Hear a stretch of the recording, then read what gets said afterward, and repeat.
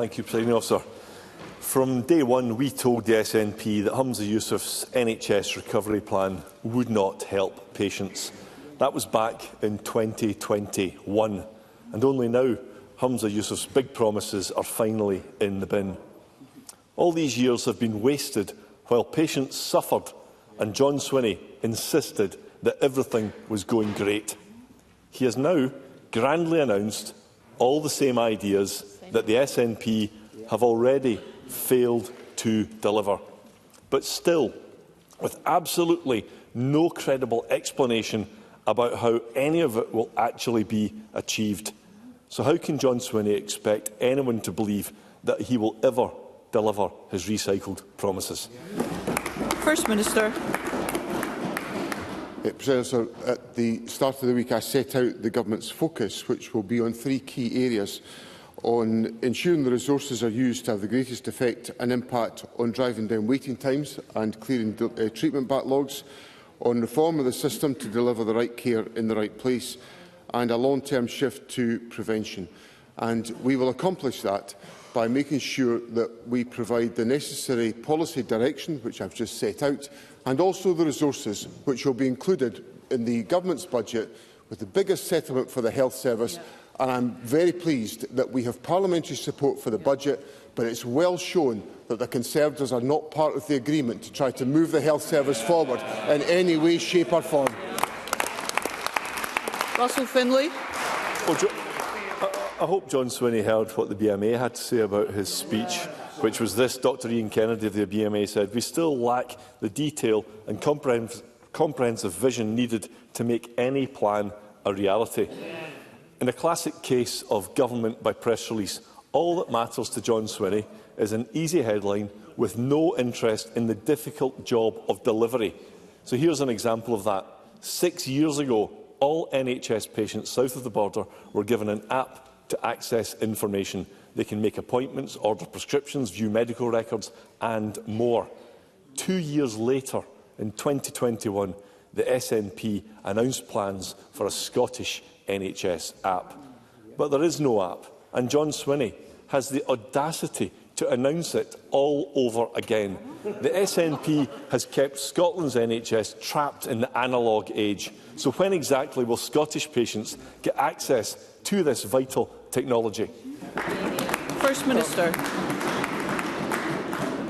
What I set out on Monday, and what's been followed up in very regular engagements between me and the Health Secretary and health service leadership around the country, are the practical steps to improve the health service and to secure delivery. So, for example, we will be concentrating on steps such as the expansion of the NHS Scotland Pharmacy First service to improve access to health care, to ensure that we expand GP capacity within the country with a £10.5 million expansion of activity.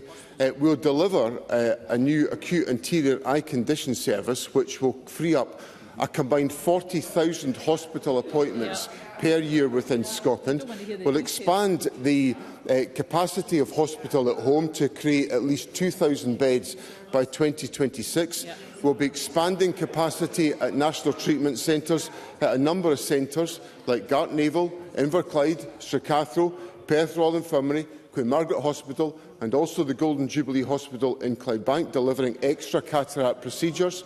We will also be reducing the radiology backlog. So I hope that's maybe enough detail that will...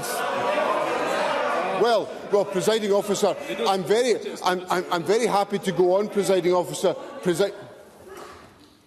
I'm content that your response is complete, First Minister. But before I call Mr Findlay again, I would just remind members that the purpose of this session is scrutiny.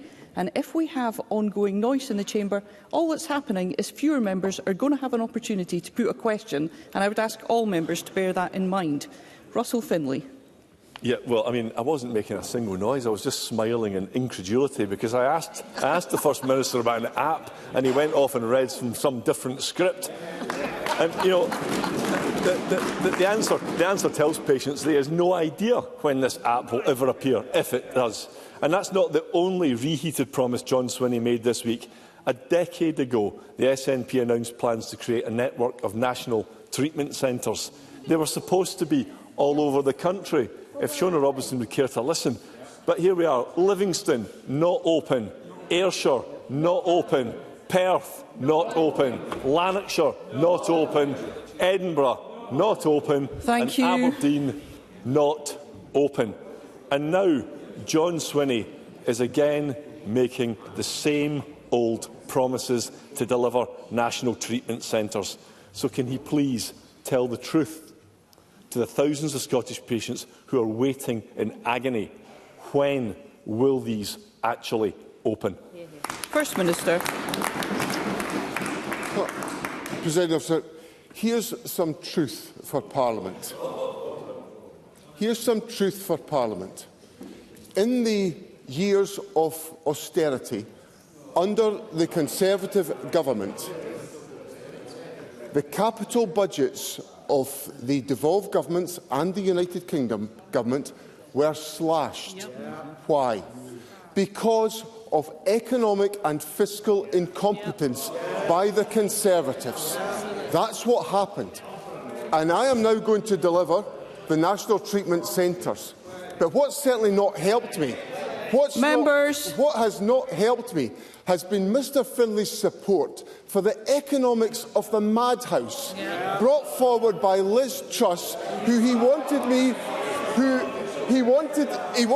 to follow.